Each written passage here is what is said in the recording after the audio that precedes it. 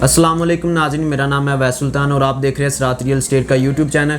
नाज़रीन, आज हम जिस टॉपिक पर बात करने जा रहे हैं वो है प्राइवेट कंस्ट्रक्शन, जो कि आपके प्राइवेट कमर्शियल प्लॉट्स पर की जाती है, जो आपके रेजिडेंशियल प्लॉट्स पर की जाती है। रेजिडेंशियल प्लॉट्स की बात करें हम 125 गज़ के, 250 गज़ के, 500 गज़ के, इसके अलावा 1000 गज़ और 2000 के बंगलोज पर भी प्राइवेट कंस्ट्रक्शन की जाती है। नाज़रीन, आज हम सबसे पहले बात करेंगे 125 गज़ की। 125 गज़ की कंस्ट्रक्शन के लिए आपको क्या क्या चीज़ें रिक्वायर्ड हैं, कौन कौन से डॉक्यूमेंट्स आपको रिक्वायर्ड है, किन किन मराहल से आपको गुजरना पड़ेगा। तो सबसे पहले आपको यूटिलिटी पोजीशन आपका 125 गज के प्लॉट का मिला होना चाहिए, आपका अलॉटमेंट लेटर आपको मिला होना चाहिए। नंबर उसके बाद हम कंस्ट्रक्शन शुरू कर सकते हैं। सबसे पहले होते हैं जो बैरियर की तरफ से डिज़ाइन फीस चार्जेस होते हैं, उसके बाद सॉइल मैप टेस्ट होता है, उसके बाद जो बैरियर की तरफ से दी जाती है वो आर्किटेक्ट ड्राइंग दी जाती है, जो क्लाइंट की तरफ से हमें दी जाती है वो स्ट्रक्चर ड्राइंग होती है, और फाइनल जो है इलेक्ट्रिक और प्लम्बिंग ड्राइंग वो हमें क्लाइंट की तरफ से कॉन्ट्रैक्टर को दी जाती है। तो इसके बाद हमें कंस्ट्रक्शन की इन सब डॉक्यूमेंट्स के बाद हमें कंस्ट्रक्शन की जो है वो एनओसी मिलती है। कंस्ट्रक्शन की एनओसी मिलने के बाद हम कंस्ट्रक्शन शुरू कर सकते हैं, उससे पहले कंस्ट्रक्शन शुरू नहीं कर सकते। कंस्ट्रक्शन की एनओसी मिलने के बाद इसके जो कंस्ट्रक्शन के बाकायदा मराहल शुरू हो जाते हैं, जैसे कि सबसे पहले लीन होती है, उसके बाद स्ट्रक्चर का काम बाकायदा तौर पर शुरू हो जाता है। स्ट्रक्चर का काम में प्लास्टर का काम होता है, पहले इलेक्ट्रिक का काम भी चलता रहता है, साथ प्लम्बिंग का काम भी चलता है। उसके बाद प्लास्टर के बाद ग्रे स्ट्रक्चर कंप्लीट हो जाता है।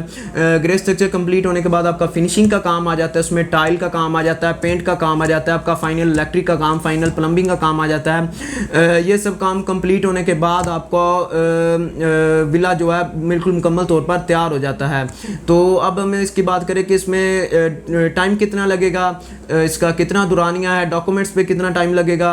तो ये सबसे पहले अगर हम डॉक्यूमेंट्स की बात करें तो ये बैरियर की तरफ से टाइम दिया जाता है। बैरियर की तरफ से ये 2 से 2.5 मंथ होते हैं। 125 गज के जो है डॉक्यूमेंट्स के लिए आपको 2 से 2.5 मंथ टाइम रिक्वायर्ड होता है। इसके बाद आप कंस्ट्रक्शन शुरू करते हैं, और जो कंस्ट्रक्शन के लिए आपको टाइम रिक्वायर्ड है 125 गज का, वो तकरीबन 9 मंथ में अल्हम्दुलिल्लाह हम अपने क्लाइंट को विला जो है विद कंप्लीशन हैंड ओवर करते हैं।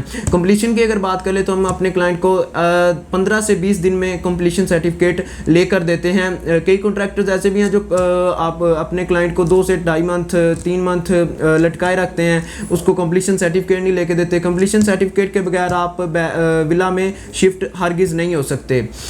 तो अब हम इसकी कॉस्ट की बात कर लें कि इसमें 125 गज में कितनी कॉस्ट लग जाएगी, क्या तरीकाकार है इसका।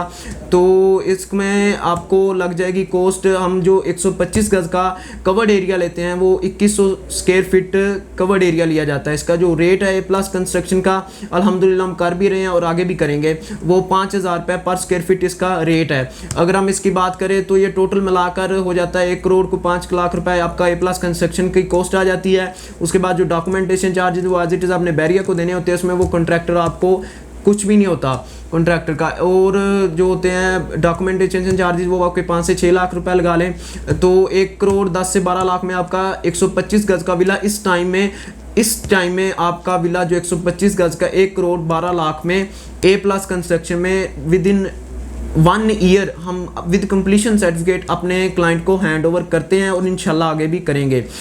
तो नाज़रीन, अपने प्लॉट पर अपने ड्रीम हाउस बनाने के लिए, अपना ड्रीम हाउस अपने ख्वाबों को पूरा करने के लिए अभी हमारे दिए गए नंबर्स पर रब्ता करें, और कंस्ट्रक्शन के लिए मज़ीद मालूमात जानने के लिए दिए गए नंबर्स पर रब्ता करें। तब तक के लिए अल्लाह हाफिज़, थैंक यू।